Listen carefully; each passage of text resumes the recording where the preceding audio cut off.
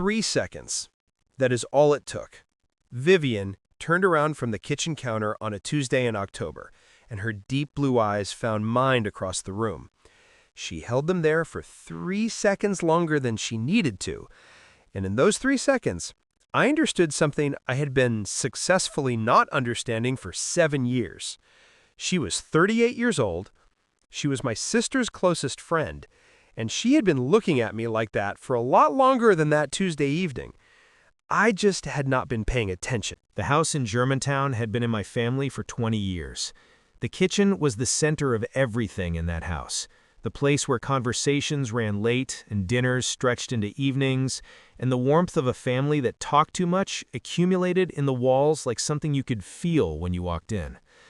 Vivienne had been coming to this kitchen for 7 years. She and my sister Claire had met in graduate school and built one of those rare friendships that outlasts the context that created it. I had known Vivienne the way you know the important people around someone you love, warmly, familiarly, without really seeing her, until that Tuesday in October. I came home late from work and walked through the kitchen doorway. She turned around from the counter. Her dark auburn hair was loose around her shoulders, she was wearing a fitted dark green dress, and her deep blue eyes found mine and held them. 3 seconds. Then she smiled, said, "Hi, James," turned back to the counter. I sat down at the island. I spent the rest of that evening being completely normal. And I thought about those 3 seconds the entire drive home, and the Tuesday after that, and the Tuesday after that. Before October, I was sporadic about Tuesday dinners. My apartment in East Nashville was 20 minutes from my parents' house. I came when it was convenient and skipped when it wasn't. My mother had been gently complaining about this for 2 years. After October, I was there every Tuesday. I told myself it was because my mother deserved the consistency. I told myself the food was better than anything I made myself. I told myself a series of things that became less convincing with every week that passed. Vivienne came most Tuesdays, and on the Tuesdays she came, she brought a particular energy into that kitchen. She talked about her design work with the passion of someone who genuinely loved what they did. She argued with Claire about things they had clearly been arguing about for a decade. She asked my parents questions and actually listened to the answers.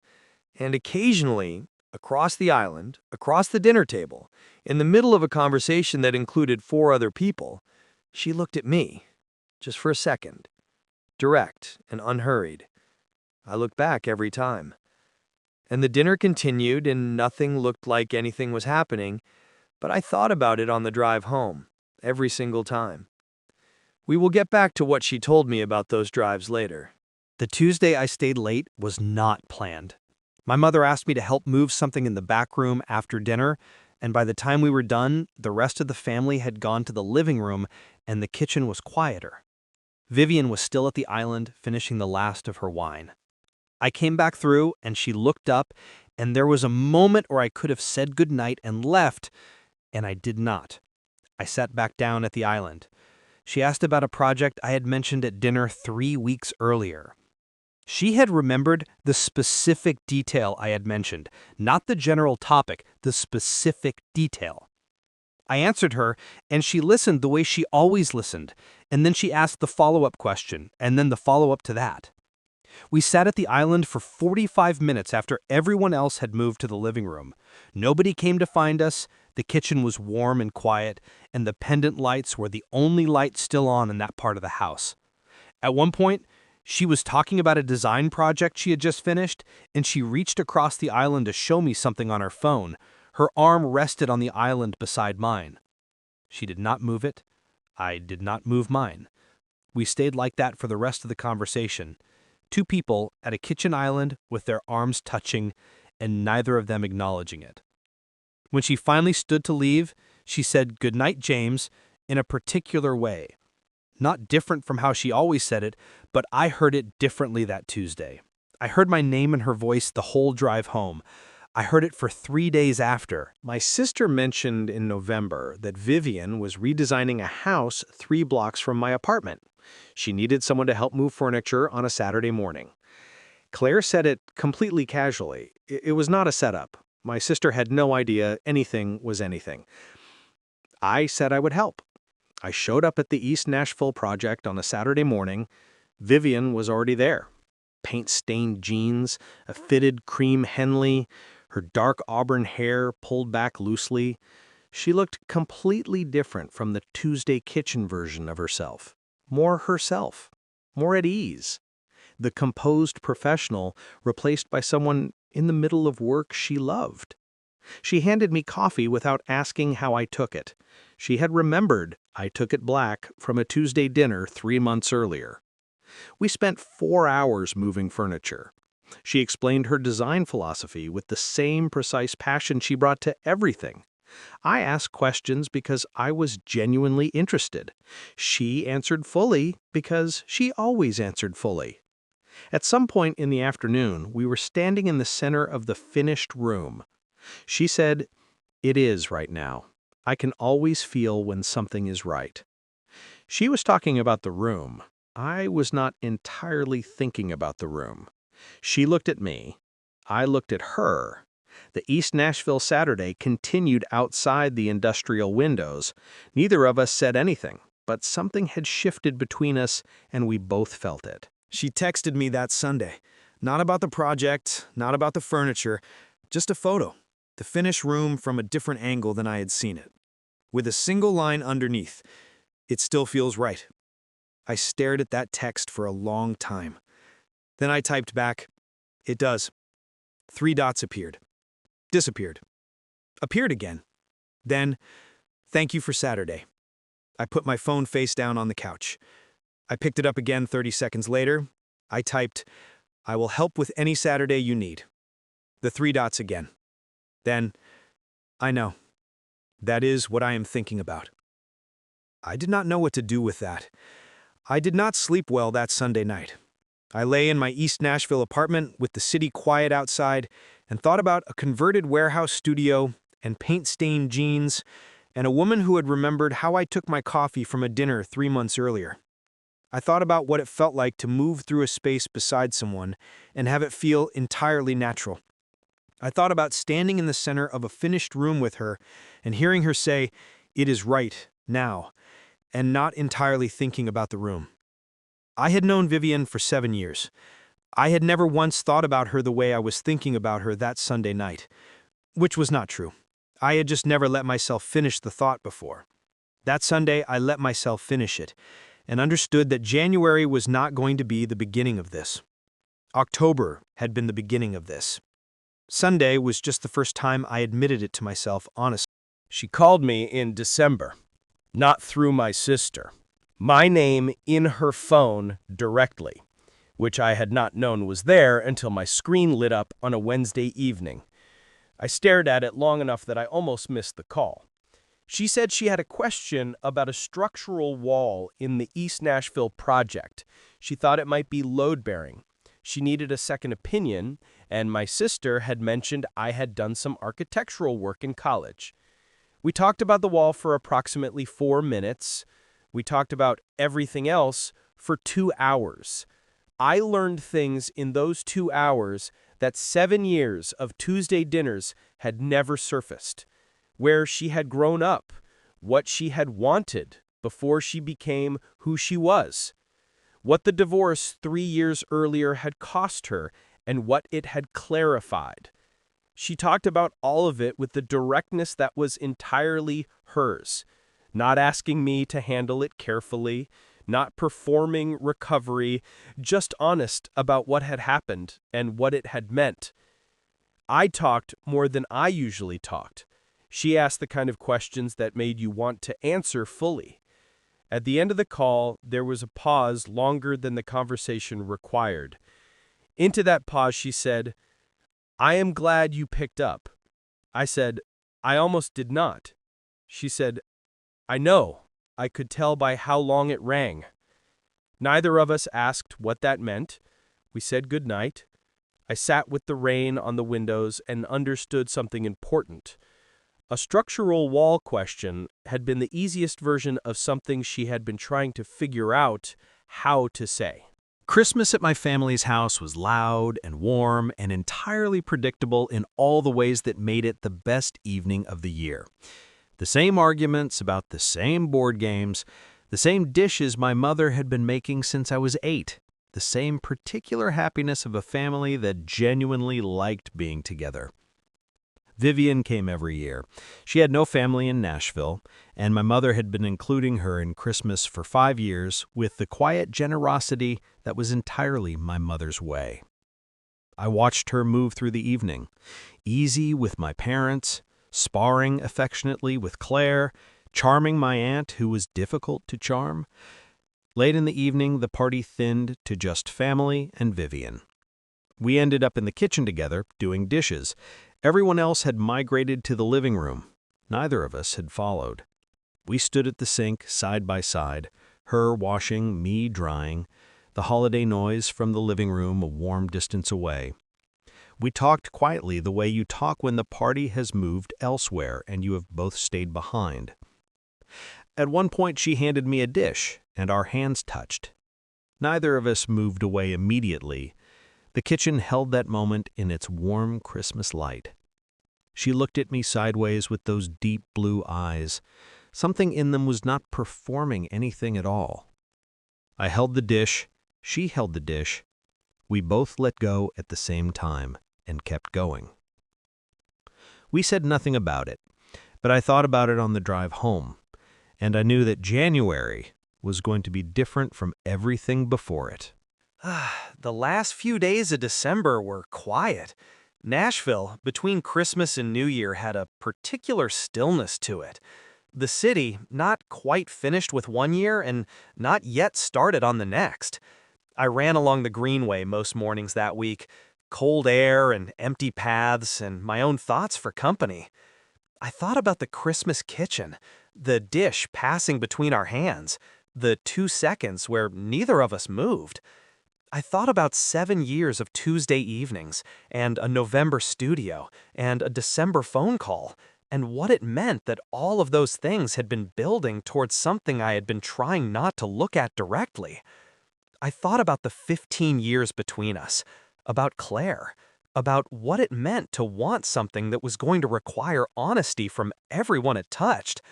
On New Year's Eve, I was at a friend's apartment in Midtown, the usual crowd, the usual noise. At midnight, everyone celebrated, and I stood at the window looking at the Nashville skyline and thought about none of it. I thought about a text message on a Sunday afternoon. I know, that is what I am thinking about. I pulled out my phone. I typed, "Happy New Year, Vivienne." I put the phone in my pocket. 30 seconds later, it buzzed. "Happy New Year, James. January feels different this year." I stood at the window with the Nashville skyline outside and the party behind me, and felt something settle in my chest like a decision that had already been made. I just had not said it out loud yet. January would be for saying it out loud. She suggested coffee in January, and I said yes before she finished the sentence. The coffee shop was 3 blocks from her studio. She was already there when I arrived. Dark auburn hair loose around her shoulders. A deep blue fitted coat she had not yet taken off. Both hands around a mug. She looked up when I came through the door, and she smiled in a way she had not smiled in the Germantown kitchen. Wider, more real, less composed. I sat down across from her. The Tuesday kitchen and the Christmas dishes and the 2-hour phone call were all present in the space between us. Neither of us pretended otherwise. She said, "I want to be honest with you about something." I said, "Okay." She looked at her mug for a moment, then at me directly. She said she had been aware of something changing since October. She had spent 3 months deciding what to do about it. She had considered saying nothing and waiting for it to pass. It had not passed. She said she was 38 years old. She had learned the hard way that not saying true things did not make them less true. It just made them heavier. I sat across from her in that East Nashville coffee shop. I told her about the 3 seconds in the October kitchen, about every Tuesday after, about almost not picking up the phone in December and being glad I had. She listened to all of it. Then she reached across the small table and put her hand over mine. This is what I had been trying not to want for 7 years. And it was exactly what I had thought it would be. My sister found out in February, not from me, not from Vivienne, from the particular intelligence of a woman who had known her best friend for 11 years and her brother for his entire life. She called me on a Saturday morning. She said, "Is something happening with you and Vivienne?" I said, "Yes." She was quiet for a moment. Then she said, "How long?" I said, "Since October." Another silence, longer than the first.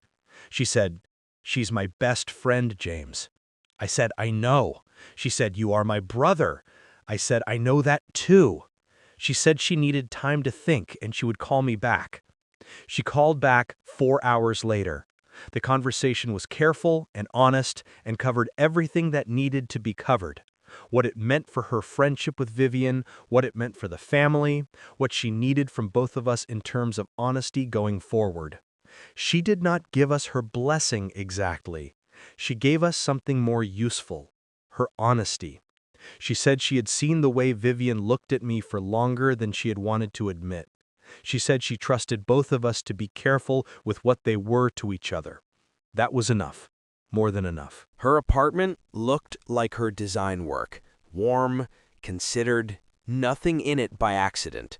Books on shelves that had actually been read, art on the walls that meant something to her. A kitchen that was smaller than it needed to be for someone who cooked the way she did, but that she had made work through sheer ingenuity. I came for dinner on a Friday in February. She had cooked something that took real effort. The apartment was warm. The Nashville winter was outside. We sat at her small dining table and ate and talked. After dinner, she put music on, something quiet, something warm. We sat on the couch in her living room with the city outside the windows. She told me things she had not told anyone in Nashville, what the marriage had actually been, what it had felt like to rebuild something entirely her own in a city she had chosen, because it was nobody else's Nashville. What she had decided to want from her life now that she was old enough to know what she was actually capable of wanting. I listened the way she had always listened to me, completely, without planning ahead. At the end of the evening, she reached up and put her hand against my face. She looked at me with those blue eyes that had started everything in an October kitchen. She said, "You see me. You actually see me." I covered her hand with mine. I told her I had been seeing her since October and had not known what to do with it.